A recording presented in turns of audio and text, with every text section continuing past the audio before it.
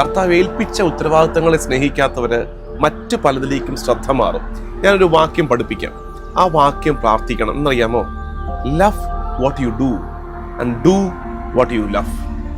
Love what you do, നീ ചെയ്യേണ്ടതിനെ സ്നേഹിക്കുകയും സ്നേഹിക്കുന്നത് ചെയ്യുകയും നിനക്ക് ഇഷ്ടമുള്ളത് ചെയ്യുകയും ചെയ്യുക. നീ ചെയ്യേണ്ട കാര്യങ്ങളെ ഇഷ്ടപ്പെടുക, ഇഷ്ടപ്പെടുന്ന കാര്യങ്ങൾ ചെയ്യാനും ശ്രമിക്കുക. ഇനി പ്രാർത്ഥിക്കണം. അറിയാമോ? കർത്താവേ, ഇത് രണ്ടും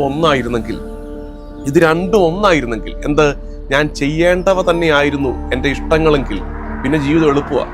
നമുക്ക് പലപ്പോഴും പറ്റുന്ന അപകടം, നമ്മൾ ചെയ്യേണ്ട കാര്യങ്ങളും നമ്മൾ ഇഷ്ടപ്പെടുന്ന കാര്യങ്ങളും രണ്ടായി കിടക്കുകയാണ്. അപ്പൊ എന്ത് പറ്റും? ചെയ്യേണ്ട കാര്യങ്ങൾ കുറച്ച് ചെയ്ത് വെച്ചിട്ട് ഇഷ്ടപ്പെടുന്ന കാര്യങ്ങൾ ചെയ്യാൻ വേണ്ടി നമ്മൾ ബ്രേക്ക് എടുക്കും. അങ്ങനെ വരുമ്പോൾ ചെയ്യേണ്ട കാര്യങ്ങൾ അവിടെ കിടക്കും. എപ്പോഴും പ്രാർത്ഥിക്കേണ്ടത്, കർത്താവേ, ഞാൻ ചെയ്യേണ്ട കാര്യങ്ങളും ഞാൻ ഇഷ്ടപ്പെടുന്ന കാര്യങ്ങളും ഒന്നായിരുന്നെങ്കിൽ. ഇപ്പൊ കർത്താവിന്റെ സുവിശേഷം പ്രസംഗിക്കുക, അത് ഞാൻ ചെയ്യേണ്ട കാര്യമാണ്. അത് തന്നെയാണ് ഇഷ്ടപ്പെടുന്നതെങ്കിലോ പിന്നെ മടുപ്പില്ല, പിന്നെ ഫുൾ ടൈം അതിൽ എൻഗേജ്ഡ് ആകും. എന്നെ ഏൽപ്പിച്ച് എൻ്റെ കുടുംബത്തെ ശ്രദ്ധയോടെ പരിപാലിക്കുക, അത് ഞാൻ ചെയ്യേണ്ട കാര്യമാണ്. അത് തന്നെ ഇഷ്ടപ്പെടുന്നതെങ്കിലോ പിന്നെ മറ്റ് അനാവശ്യ കൂട്ടുകെട്ടുകളുടെ പുറകെ, മറ്റ് ദുശീലങ്ങളുടെ പുറകെ ഞാൻ പോകില്ല. കാരണം അത് ഞാൻ ഇഷ്ടപ്പെടുന്ന കാര്യമാണ്. നമുക്ക് പറ്റുന്ന അപകടം എന്താ? ചെയ്യേണ്ട കാര്യങ്ങൾ ഒരു സ്ഥലത്ത് നിൽക്കുന്നു, വാട്ട് യു മസ്റ്റ് ഡു ഇപ്പുറത്ത്, വാട്ട് യു ആക്ച്വലി ലവ്, നീ ഇഷ്ടപ്പെടുന്ന കാര്യങ്ങൾ മാറിയിരിക്കുന്നു. അപ്പോൾ ഈ അകലം അപകടമാണ്.